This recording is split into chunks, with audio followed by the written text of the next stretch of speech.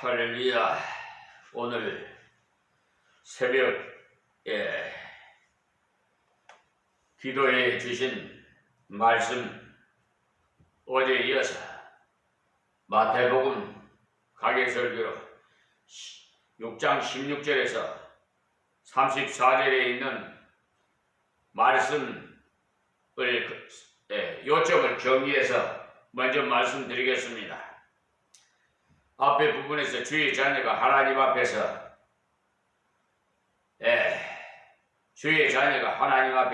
은혜로운 교훈을 가지려면 은밀한 중에 보시는 하나님 앞에서 행해야 함을 말씀하셨습니다. 그 경건 생활에 대한 올바른 태도와 방법을 말씀하셨어요. 오늘 본문은 연속해서 금식과 본문을 바르게 간수하는 방법에 대해서 말씀을 주셔서 절제와 올바른 사용법을 가르쳐 주시고 있습니다. 하나님 앞에 철저한 그 순전한 교제를 위해서 특별한 절제가 필요한 때가 있습니다. 그것도 하나님 앞에서만 해야 합니다. 또 우리에게 맡겨진 재능이나 물질을 올바르게 사용하는 것은 하나님의 나라를 위해서 사용하는 것만이 남아있음을 기억해야 합니다. 그리고 하나님의 나라를 위해서 최선을 다해서 사는 것이 모든 물질 문제의 해결의 근본이 됨을 교훈하시는 말씀입니다. 16절에서 18절에 있는 말씀은 금식을 할 때 하나님 앞에서 자연스럽게 해야 하나님의 인정을 받는다는 내용입니다. 그러므로 금식은 하나님 앞에 자기를 철저히 쳐서 복종시켜서 순종의 길로 가기 위한 강제적인 수단이 되겠습니다. 그러므로 그것을 인간의 칭찬을 기대해서 한다면 그 목적이 잘못된 길이기 때문에 동정이나 존경을 받으려는 태도로 금식하는 것은 인간의 인정을 기대하는 어리석음이 나온 것입니다. 16절에 있는 말씀 내용인데 이사야 58장 3절에서 9절의 말씀도 참고해 보십시오. 그리고 17절에서 18절에 있는 말씀의 내용은 오히려 금식할 때 자연스럽게 평상의 태도를 가지고 하나님 앞에서 철저히 자기를 점검해야 한다는 말씀의 내용입니다. 그리고 철두철미하게 순종의 길을 가기를 구하는 내용이 되겠습니다. 그리고 19절에서 24절에 있는 말씀은 보물을 하늘에 쌓아두라는 말씀인데 보물이라 하면 우리가 소중히 여기는 재물, 재능, 직위 등을 말하는데 그러므로 이런 것을 영구히 보존하려면 하나님 나라를 위해서 투자해야만이 그것이 영원히 가치 있는 투자가 되어서 하나님 앞에 상금을 쌓는 것이 되겠습니다. 그것이 19절에서 20절에 있는 말씀의 내용이 되겠습니다.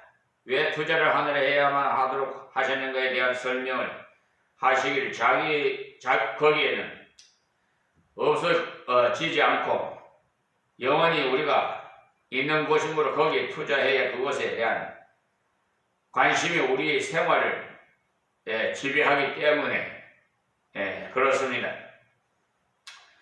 그리고 육신이 바르게 걷기 위해서도 육신의 눈이 밝고 빛이 빛나야 한다면서 영안이 어두워지고 하나님을 바로 알지 못하면 헛된 일만 하게 된다라는 말씀이에요. 물질에 눈이 어두우면 이렇게 실패할 수밖에 없다는 내용이 22절에 23절 말씀이에요. 그리고 물질을 주시는 하나님만 의지하고 성경 올바른 인생을 살 수가 있다는 말씀이 24절이고요. 쓸 것에 대한 염려를 버리고 하나님의 나라를 위해서 최선을 다하는 말씀이 25절에서 34절에 있는 말씀입니다.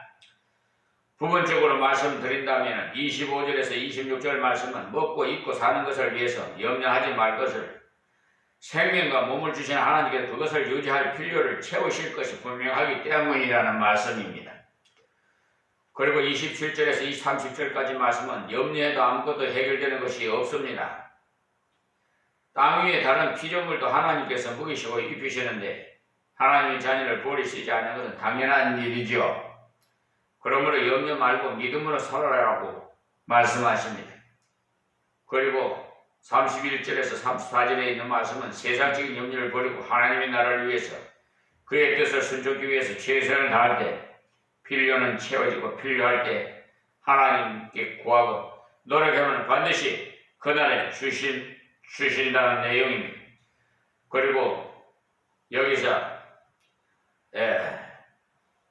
16절에서 34절에 있는 진리를 간단하게 요약하면, 첫째, 금식은 자기를 복종시키는 강제적인 수단으로 사용됨으로써 하나님 앞에서 철저히 자기를 죽이고 순종의 길로 가야 유익하다는 내용이고요. 두 번째는 내게 주신 본분은 그 나라를 위해서 투자된 것만 남아있는 것입니다. 그러므로 그 나라를 위해서 투자할 때 영안이 더욱 열리고 하나님만 섬기는 올바른 신앙을 유지할 수가 있습니다. 세 번째로는 생활의 염려는 생명을 주신 하나님께 대한 불신에서 기인되기 때문에, 그러므로 그분의 나라를 위해서 그의 뜻을 순종하기 위해서 구하고 살면 반드시 필요를 채워주십니다. 마태복음 5장, 6장, 7장에서 예수님께서 주의 백성으로서의 삶의 표정에 대해서 산상에서 교훈하신 산상수훈을 말씀드렸는데, 그래서 이 산상수훈을 가르쳐서 별명을 짓기를 하나님의 나라의 은혜의 통치를 경험하고 사는 천국 백성의 대헌장이라고 말을 합니다.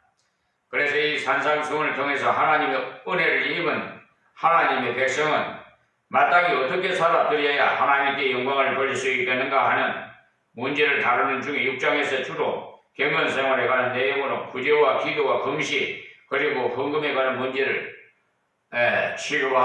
취급하신 겁니다. 그러니까 이 네 가지 중요한 경건 경위는 그 행위로서 그리스도인의 신앙생활에 있어서 반드시 있어야 할 필수적인 요소입니다.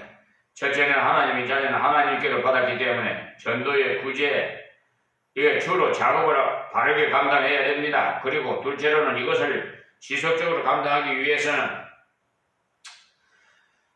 올바른 기도의 뒷받침이 반드시 있어야 하기 때문에 다음 7장에서 다시 기도 문제가 재등장하는 것을 볼 수가 있어요. 다음에 나오는 7장 7절의 기도의 명령인 구하라 그러면 너에게 주실 것이요, 찾으라 그러면 찾을 것이요, 문을 두드리라 그러면 너에게 열릴 것이라고 하신 말씀은 단순한 권고가 아니고 명령입니다. 기도에 관한 연속된 교훈이 아니고 바로 연결해서 다시 형제사랑에 대해서 권고가 7장 12절에 나오고 있는 이것은 우리가 하나님께로 받은 경험이 없이는 남에게 진정 바르게 줄 수가 없다는 것을 가르쳐 주고 있습니다. 그러므로 오늘 새벽에 본문 말씀은 경건 생활 중에 금식과 헌금 두 가지 문제를 취급하고 있어요. 앞에 부분의 구제 기도에서 우리는 주의 자녀가 하나님 앞에서 은혜로운 기도와 교통을 가지려면 반드시 은밀한 중에 보시는 하나님 앞에서 행해야 합니다. 그러니까 우리 하나님의 백성들이 하나님 앞에 올바른 태도와 방법으로 경건 생활을 바로 감당하려면 이 기도하는 문제에 있어서 흔히 하는 전시 효과적인 기도를 하지 마시고, 그러니까 그러지 않기 위해서는 골방을 찾아야 되겠지요. 하나는 그 기도의 필요성을 반드시 점검해야 하고요. 우리가 기도의 필요성을 절감할 때 중원부원의 그 기도에 탈피해서 올바른 기도를 하게 되는 것입니다. 어떤 사람은 기도를 많이 한다는 인정을 받으려고 필요한 상관없이 의미 없는 내용들을 질비하게 나열하는데 그것이 굉장히 아름다워 보이지만 하나님 앞에서는 별다른 의미가 없어서 비효율적인 기도입니다. 우리가 우리 나라를 위해서 기도할 때 기도하는 장본인이 평소부터 우리나라에 있어서 필요한 것을 절감하고 있을 경우에 그 기도는 간절해지고요, 진실한 것임을 틀림이 없는 겁니다. 그러나 형식적으로 한번 지나가는 그런 식의 기도는 이 기도들이 그 주문 외우는 것과 별로 다를 것이 없는 겁니다. 진정 우리가 나라를 위한 바른 기도를 한다면 그 민족의 가장 큰 필요인 하나님의 은혜의 통치가 구원으로 임하고 또한 생활에 임함으로써 국가 사회 전반에 걸쳐서 하나님의 나라가 정착이 되도록 기도하고 자신이 그런 방식으로 살아가야 하는 것입니다. 그러면서 하나님 나라에 장애되는 요소를 제거해 달라고 구해야 합니다. 그러니까 아무 뜻도 없이 짓거리는 중언부언의 기도를 하지 않으려면 가장 중요한 것이 내가 구하는 것이 참으로 필요한 것을 면밀히 살펴 기도해야 합니다. 우리가 간절한 기도를 하지 못하는 가장 큰 이유 중에 하나는 절실히 필요하지 않은 것을 구함으로써 간절함이 없다는 사실이 우리가 진정 그 필요한 충족되지 않는 경우에 필요가 참으로 큰 사건이 벌어질지 모르는 위급한 상황에서는 자연적으로 간절하게 기도하게 돼요. 우리가 입으로는 간절이라는 말을 사용하더라도 마음에는 별로 필요를 느끼지 않은 경우에 자연히 구체성이 결여된 애매모호한 기도를 하게 되는 거예요. 그러니까 진정으로 필요한 것을 구할 경우에는 하나님 얼마만큼 어느 때 주시옵소서라고 구체적으로 분명한 기도를 하게 되는 것입니다. 그러나 필요하지 않을 때 우리의 기도는 그저 풍성하게 주옵소서, 알아서 주옵소서 이와 같은 식으로 기도함으로써 그 응답도 역시 모호한 것이죠. 이렇게 구체성이 결여된 기도는요, 자연적으로 중언부언으로 이렇게 흘러가기 마련이. 그리고 또 한 가지 기도에 있어서 삼가야 할 것은 기도가 타인에게 들으라는 식의 설교조의 기도를 하는 것은 잘못된 그 기도입니다. 우리가 오랜 교회 생활을 하다 보면은 기도 내용이 하나님보다는 인간에게 들려주기 위해서 대중들로 하여금 어떤 반응을 보이도록 찔림을 주기 위한 설교로 변질이 되는 경우가 자주 볼 수가 있어요. 그러나 이 기도라는 것은요, 찔림을 받게 할 목적으로 하는 것이 아닙니다. 그러므로 기도는 우선 목적에서 어긋난 아무짝에도 쓸모없는 거예요. 그러므로 기도가 순수한 하나님과의 대화, 즉 사랑하는 아버지와 아들의 대화를 나누면서 아버지의 정신과 뜻을 따라서 삶을 함께 하기 위한 필요를 구하는 것이라면 정말 그 기도의 형태가 설교가 진리가 만무한 것이죠. 그러므로 기도할 때 우리가 절대로 외식을 하지 말아야 하는데 기도야말로 하나님과의 교통이기에 외식하는 것은 가장 어리석은 것임을 알아야 합니다. 이제 금식하는 문제와 그리고 보물을 바르게 간수하는 문제를 취급할 때 이 두 가지는 어떤 의미로는 서로 반대되는 문제이기도 합니다. 금식은 절제하는 것이고 보물은 쓰는 것이기 때문에 그 명제에 있어서는 상당히 대칭이 되는 것이죠. 그래서 이 본문을 통해서 예수님께서 올바른 절제로서의 금식과 또한 보물을 바르게 쓰는 방법에 관해서 교훈해 주고 있습니다. 그러니까 금식은 이렇게 끊어버리느냐 하는 것으로, 보물은 어떻게 바르게 쓰느냐 하는 것으로 이 두 가지를 말하고 있어요. 우리가 원칙적으로 이 효력면에서 절제를 볼 때 절제를 바로 하면 옳은 일에 집중할 수 있어요. 그런데 절제를 바로 하지 못하면 꼭 해야 할 일이 집중을 할 수가 없다는 사실을 아세요. 그래서 예수님께서 요한복음 15장에 포도나무 비유를 말씀하시기를 물은 내게 있어 과실을 맺지 아니하는 가지는 아버지께서 이를 제해 버리시고 무릇 과실을 맺는 가지는 더 과실을 맺게 하려 하여 이를 깨끗게 하시느니라고 요한복음 15장 2절에 말씀하셨습니다. 여기 보면은 포도나무의 효과적인 결실의 조건에 있어서 포도나무가 열매를 맺으면 더 열매를 맺게 하기 위해서 이를 깨끗게 하시느니라고 하셨습니다. 여기 깨끗게 한다는 말이 단순히 청결하게 한다는 의미보다는 그 원래 뜻이 전지한다는 말입니다. 이것이 바로 절제를 의미하는 것입니다.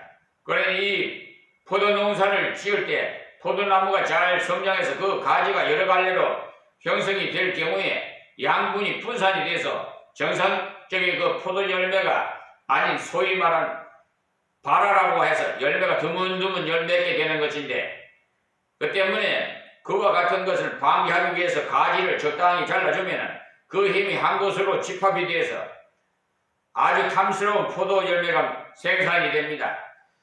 우리의 신앙생활도 이와 같이 우리의 본성의 욕망의 절제를 가지 않고 그대로 방치해버리면 제대로 성경을 읽을 시간과 그리고 기도할 시간을 확보할 수가 없게 돼요.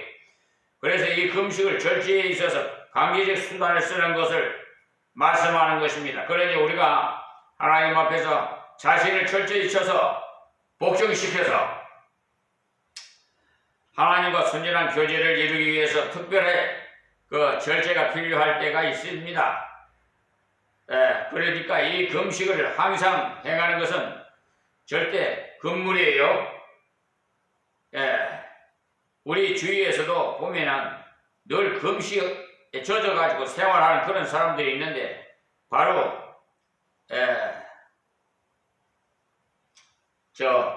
이단을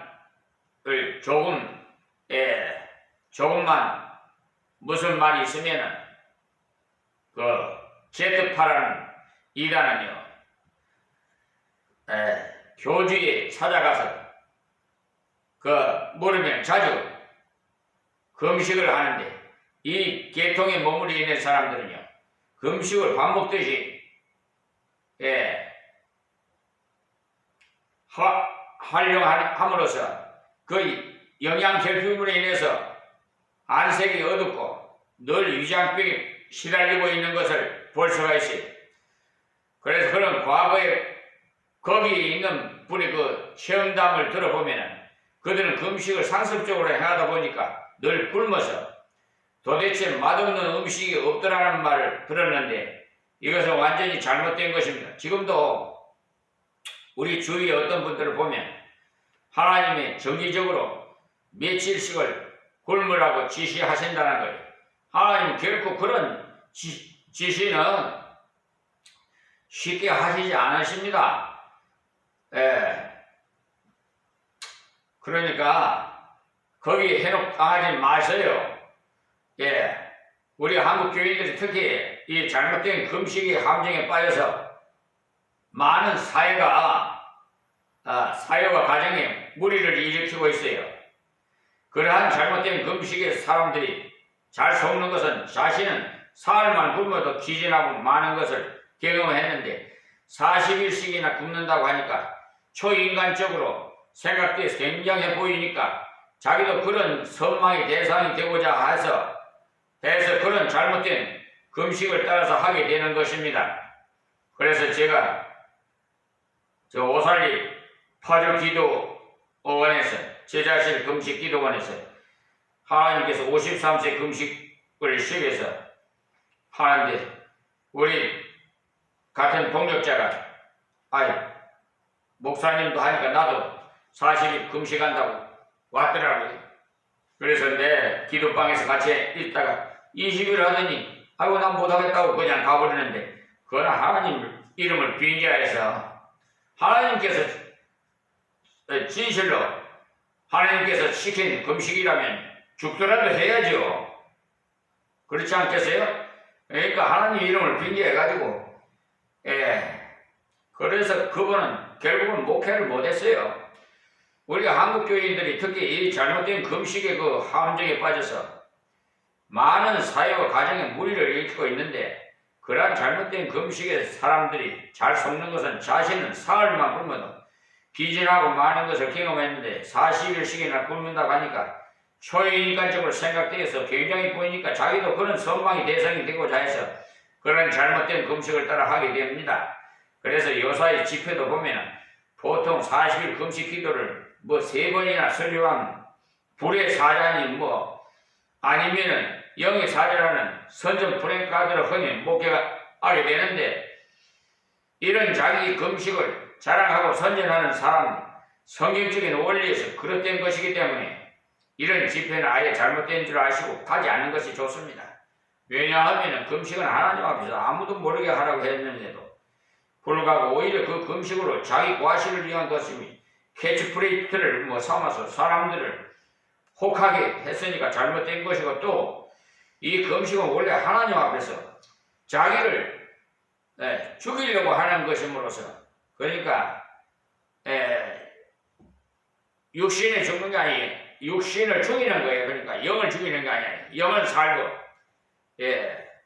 그러니까 자아를 완전히 죽이는 겁니다. 이러한 진리에서 볼 때도 근본이 잘못된 거죠.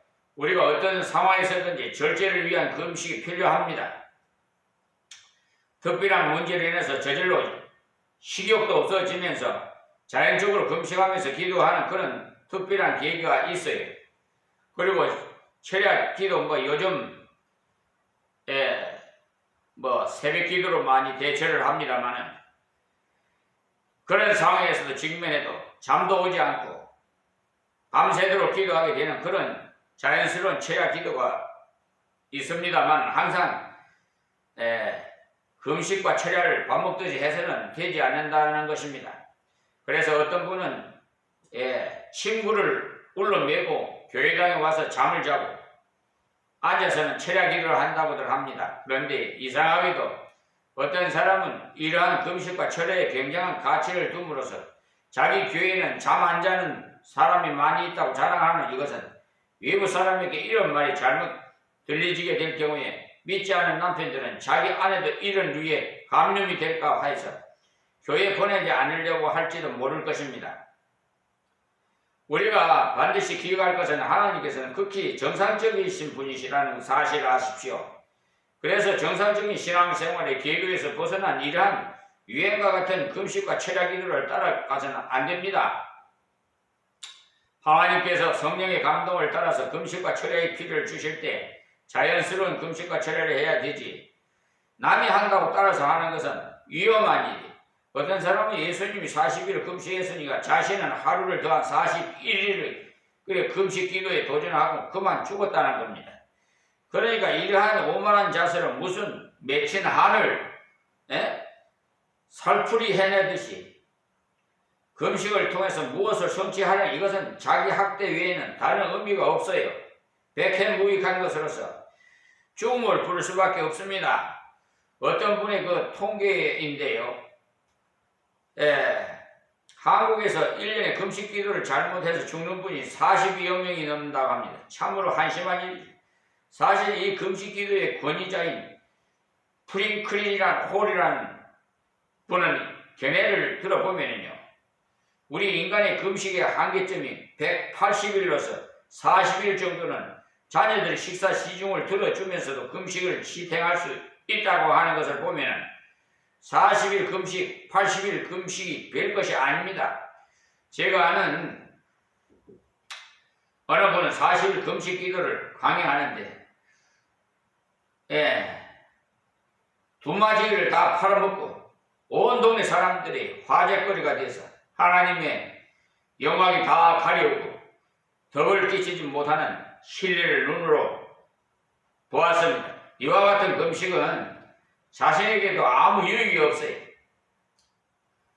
자, 그리고 우리에게 있어서 보물이라는 것은 하나님께서 맡기신 재능과 물질, 그리고 지위로 다 포함되기 때문에 이 보물을 가지고 하나님의 나라에 거의 의를 위해서 최선을 다해 사용하시기 바랍니다. 그래서 하나님의 약속이 바로 너희는 먼저 그의 나라와 그의 의를 구하라. 그리하면 이 모든 것을 너희에게 더하시리라고 마태복음 6장 33절에 약속한 말씀입니다. 자, 그러면 16절 본절 본문 말씀 드리겠습니다. 금식할 때 너희는 외식하는 자들과 같이 슬픈 기색을 내지 말라 했어요. 이때 당시에 그 유대인, 그러니까 특히 바리새인들과 금식하는 것이 마치 하나님의 위한 것이냐, 금식할 때 얼굴도 씻지 않고 머리도 빗지 않고 채 흉한 모습을 가지고 자신들이 금식하고 있음을 나타내 보이면서 은근히 자기들의 그 경건함을 사람들에게 자랑했던 것입니다. 그러니까 쇼체한 그 몰골로 산발을 하고 있으면 사람들이 보고 아무 선생님 안색이 왜 그러십니까 하면 내가 국가를 위해서